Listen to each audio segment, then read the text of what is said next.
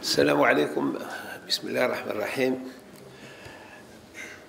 Messieurs les ministres, Monsieur le directeur général du Trésor, Monsieur le président de la COSOB, éminents et distingués collègues, honorable assistance, laissez-moi vous dire combien j'apprécie ce moment de rassemblement qui est très difficile à faire dans les conditions actuelles et qui permet de s'écouter mutuellement sur un objet qui se caractérise par sa singularité dans la mesure où il peut être marqué par la polysémie et le polymorphisme, dans la mesure où il s'agit des technologies utilisées dans les innovations financières. Effectivement, pour éviter tout amalgame, je crois que nos éminents et distingués collègues qui sont là vont certainement nous aider à approfondir les concepts et à mieux connaître la piste. Pour ma part, l'objectif ultime de ma modeste intervention consiste à dire aujourd'hui qu'il est nécessaire d'adopter une autre posture. Une autre posture, ça veut dire réfléchir carrément autrement. Dans la mesure où il y a un objectif ultime, il faut également, si vous le voulez bien, se fixer des objectifs subsidiaires qui consistent à être convaincus de la nécessité du changement.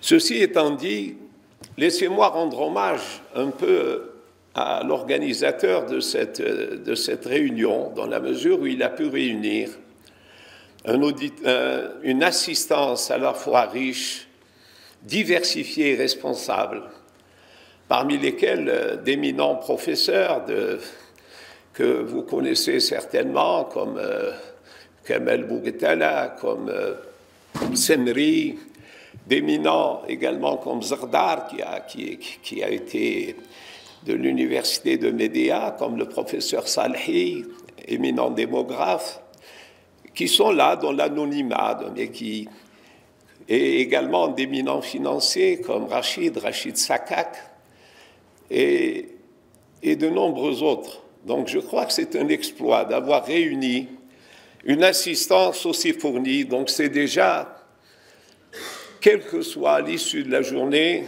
c'est déjà un succès. Alors, dans les conditions actuelles, avec les grandes mutations de l'économie mondiale, je soumets à votre appréciation, pour faire simple, deux faits particuliers au cours des dernières décennies. L'un, j'en ai parlé avec mon ami Michel Biaco hier, c'est cette rencontre il y a 5 ans entre Marc Carnet et Patrick Pouyanné. Marc Carnet, qui termine son mandat à la Banque centrale, Bank of England, avait posé la question à Patrick Pouyanné, qui est président de Total, et lui avait dit « Écoute, maintenant que vous n'avez plus d'actifs, c'est-à-dire je parle également sous le contrôle de nos éminents collègues de l'énergie qui sont là, dans la mesure où on doit laisser 70 à 80% des réserves récupérables fossiles dans le sous-sol, quels sont vos actifs comme garantie ?» Évidemment, question très pertinente, et évidemment, la réponse a été très directe de la part de Patrick Pouyanné. Il lui a dit, écoute, tu es payé pour gérer la livre sterling, pas pour t'occuper du pétrole. Mais au passage, l'humilité. Patrick Pouyanné a diminué au cours des 4 dernières années les coûts de Total de 4 milliards d'euros. C'est-à-dire qu'il n'a pas parlé, mais il a agi. C'est-à-dire que la seule issue, diminuer les coûts, c'est avancer en technologie. C'est-à-dire qu'il a remplacé un actif matériel par un actif immatériel. La question se pose chaque fois que j'écoute, moi, des gars qui parlent à la télé de pétrole, ils parlent des prix du pétrole. Le prix du pétrole ne relève pas de nous. Donc, voyez un peu cette nuance, c'est-à-dire remplacer le matériel par le savoir. Donc, ce fait, je vous invite à méditer un peu dessus. Bon, le deuxième, il est beaucoup plus simple, vous le connaissez, c'était en 1997. Pour les joueurs d'échecs, Kasparov a été battu par cet ordinateur de Deep Blue, d'IBM, en utilisant les algorithmes. Mais en 2017, c'est-à-dire 20 ans plus tard, Google a utilisé un ordinateur AlphaZero qui a battu également Stockfish. Mais l'élément nouveau, c'est qu'il a utilisé un algorithme, non pas un algorithme où il fallait lui donner les règles, mais un algorithme qui définissait lui-même la stratégie. Mais cet algorithme-là qui définissait la stratégie, l'élément à relever, c'est qu'il avait sacrifié une pièce maîtresse. Et les grands joueurs n'avaient pas compris pourquoi il avait satisfait. Ils avaient compris à la fin du jeu. À la fin du jeu, ils avaient compris pourquoi il a... C'est-à-dire que l'intelligence artificielle supplantait l'homme. C'est-à-dire que la richesse, les data, le problème des réserves de data, les problèmes de données aujourd'hui, consiste à transférer l'autorité humaine à l'algorithme. Donc, transférer l'autorité humaine à l'autorité de l'algorithme. Voilà l'enjeu aujourd'hui. Donc, ces deux faits nous invitent à méditer. Alors, dans la mesure où j'ai cité ces deux faits, je vous cite deux appréhensions. La première appréhension, elle est très simple, c'est l'utilisation, la digitalisation partout. C'est un truc extrêmement positif, avec un effet pervers. Alors j'ai visité mes amis de Bab Zouar, Ben Zaroum l'a confirmé, il n'est pas là aujourd'hui, Bogotala est là. C'est que, par exemple, la faculté de mathématiques, qui a 130 professeurs de mathématiques de haut rang, ils ne se voient jamais. Alors, Ben Zaroum m'a confirmé, il m'a dit, quand il était recteur, même maintenant, il m'a dit, les directeurs de laboratoire ne se connaissent pas. Alors écoutez, vous riez, mais c'est très grave pour ce pays. C'est-à-dire que les gens soient connectés sur Silicon Valley, c'est une excellente chose, updated.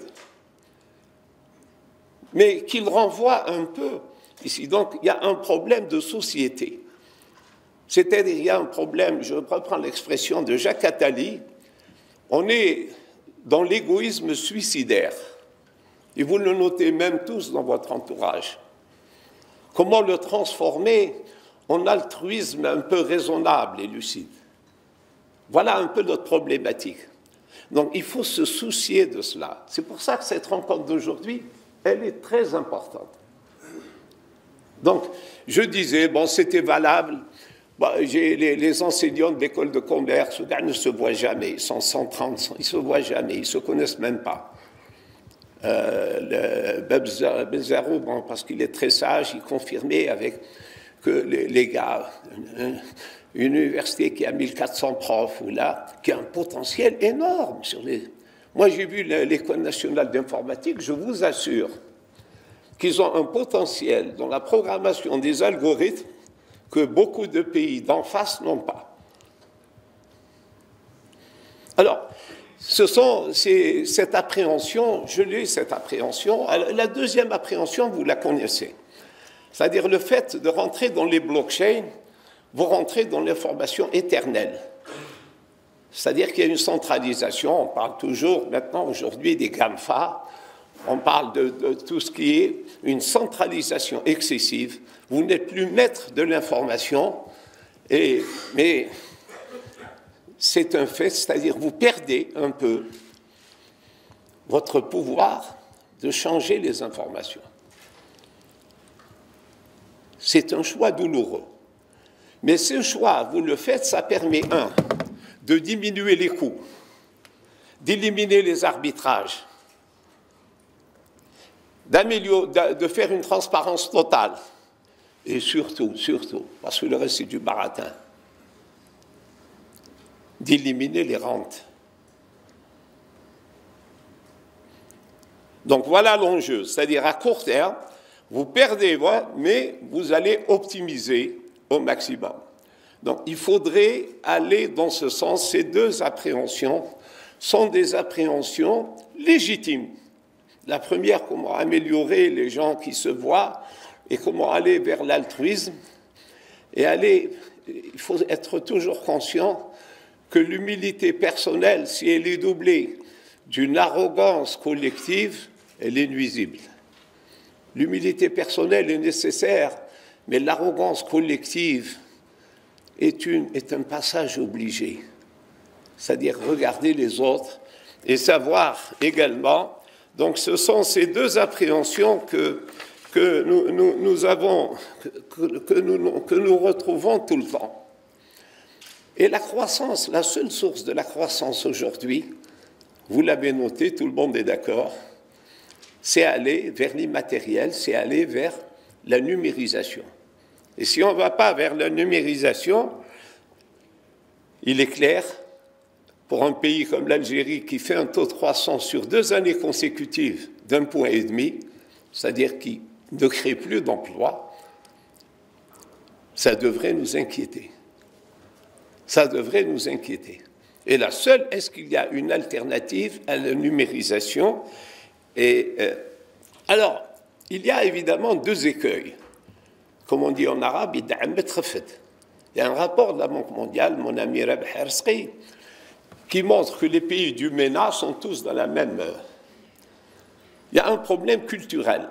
C'est-à-dire la culture, c'est les croyances un peu, les valeurs, les préférences qui influent sur le comportement humain et qui sont transmises de manière sociétale. Donc les points communs, c'est que tous les pays du MENA sont très en retard à des degrés divers dans le domaine de la numérisation. Évidemment, ces retards sont dus, vous le savez tous, à l'opérateur historique. L'Algérie, par exemple, a 75 000 kilomètres de fibres optiques. On devrait être les leaders entre l'Europe et deuxièmement, on a le débit le plus faible et on a le coût le plus élevé. Il y a l'opérateur historique, mais les fournisseurs d'Internet à haut débit, il n'y en a pas. Donc ça, c'est ce que on ne peut pas, c'est une nécessité de radicalisation. Évidemment, avec tout ce que cela comporte, ça c'est un premier écueil. Bon, le deuxième écueil, vous le connaissez. C'est une prix Nobel d'économie, c'est la première prix Nobel d'économie. Il faut lui rendre hommage, c'était une dame, Eleanor, qui, elle, avait insisté beaucoup sur la gestion des biens communs. Elle avait une phrase, elle avait dit « Les politiques publiques devraient favoriser le développement d'institutions qui tirent le meilleur de l'humain. » C'est-à-dire l'institution s'efface, mais en essayant de mettre en valeur le meilleur de l'humain. Et cette Elinor Ostrom, qui a eu son prix Nobel, la première dame, elle est politologue, économiste en 2009, bien qu'elle ait été suivie avant-hier par une autre dame franco-américaine qui, elle, travaille, c'est très intéressant, sur la pauvreté avec 2 autres économistes. Mais ce qui est intéressant, c'est qu'elle a bien démontré que la meilleure manière de réduire la pauvreté, c'est le système éducatif, mais pas le système éducatif d'une manière générale, c'est améliorer la rémunération des enseignants selon leurs performances et non pas leur donner un salaire fixe, quel que soit le résultat. Notamment, c'est un apport extrêmement intéressant pour cet économiste de 46 ans. Alors vous voyez, même les institutions multilatérales font un clin d'œil à la jeunesse. c'est la première prix Nobel qui a 46 ans. Avant, les prix Nobel, c'est 90, 95 ans. Non, mais c'est vrai, parce que, mais attention, ils obtiennent le prix Nobel pour des travaux qu'ils ont fait, comme Nash ou là, à 20 ou 22 ans, et qui sont repris 50 ans plus tard, ou 60 ans. Mais là, 46 ans, vous avez vu maintenant, il n'y a pas d'alternative à la jeunesse. Le rajeunissement est une nécessité absolue. On a vieilli. Il faut qu'on laisse la place aux autres. Les jeunes, il faut mettre en valeur le capital humain. Le problème, il est là. Ça, c'est un clin d'œil aujourd'hui. Donc, Alors, les conclusions, il n'y a pas de conclusion. Parce que je suis prétentieux, mais pas à ce point. Mais il y a des enseignements que je soumets à votre appréciation. Le premier enseignement, c'est que ce problème de FinTech, c'est un problème qui est lié à la vision globale de la société. On ne peut pas parler des FinTech en ignorant, et il faut commencer également, le système de formation consiste à être fondé, là c'est Montastruct, je me rappelle, c'est Hakim Montastruct, lors de la commémoration, il avait dit la faculté cérébrale la plus importante n'est pas la mémoire, mais l'oubli. Ça consiste à former des gens qui oublient, qui soient capables d'inventer, de réinventer. Et d'inventer, réinventer de manière continue, de se remettre en cause tous les matins et de dire je ne sais pas.